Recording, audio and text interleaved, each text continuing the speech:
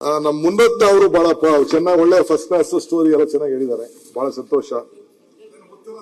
ಅದೇ ಮುತ್ತುರತ್ನ, ಇದು ಮುತ್ತುರತ್ನ ಅವ್ರು ಏನ್ ಹೇಳಿದ್ದಾರೆ, ಅವ್ರು ಏನೋ ಒಂದು ಕ್ಯಾಲ್ಕುಲೇಟ್ ಮಾಡಿ 30 ಮೀಟರ್ ರೋಡ್ ಮಾಡ್ತಾ ಇದ್ದೀರಿ, 1 ಎಕರೆಗೆ 4,300 ಕೋಟಿ, ನೀವು ಅದಕ್ಕೆ ಬರ್ತಾ ಇದ್ದೀರಿ 40% ಪ್ರೀಮಿಯಂ ಎಫ್ಐಆರ್, 1 ಎಕರೆಗೆ ನೀವು ಅದೆಷ್ಟೋ 260 ಕೋಟಿ ರೂಪಾಯಿ ಸಂಪಾದನೆ ಮಾಡ್ತಾ ಇದ್ದೀರಿ, 263 ಕೋಟಿ ರೂಪಾಯಿ ಪ್ರಾಫಿಟ್ ಮಾಡ್ತಾ ಇದ್ದೀರಿ ಅಂತೆಲ್ಲ ಕೂಡ ಹೇಳಿದ್ದಾರೆ.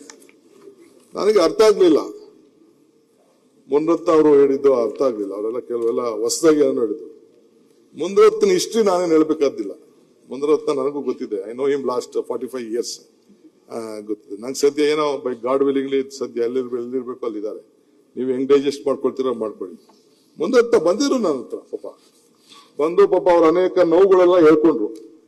ನಾನು ಅವ್ರದ್ದು ಕೇಸ್ಗಳಿಗೆ, ಪರ್ಸನಲ್ ಕೇಸು, ಅಸೆಂಬ್ಲಿಲಿ ಏನ್ ನಡೀತು, ಕಾರಲ್ಲಿ ಏನ್ ನಡೀತು, ವಿಧಾನಸೌಧದಲ್ಲಿ ಏನ್ ನಡೀತು, ಅವ್ರ ಕ್ಯಾಬಿನೆಟ್ ಅಲ್ಲಿ ಏನ್ ನಡೀತು, ಅದೆಲ್ಲ ನನ್ನ ಸ್ಟೋರಿ ಇದೆ. ಈಗ ಬೇಡ ಅದೆಲ್ಲ, ಅದನ್ನೆಲ್ಲ ತಗೋಬೇಕು ಅಂದ್ರೆ ಬೇಕಾದ್ರೆ ಚರ್ಚೆ ಮಾಡೋಕ್ಕೂ ನಾನು ರೆಡಿ ಇದ್ದೀನಿ. ಅವೆಲ್ಲ ಸ್ಟೋರಿ